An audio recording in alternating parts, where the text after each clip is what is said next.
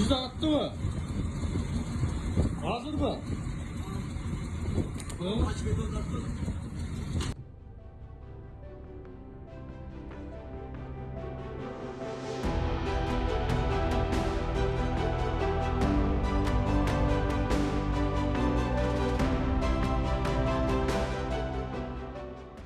Çıkacaktan çok kötü. Oğlum niye geçip köprüden var? Ölçüye kaç kabulden gitti.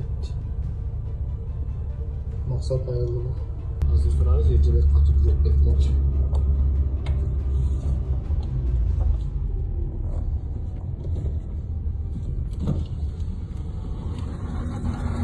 Yüzde attı mı?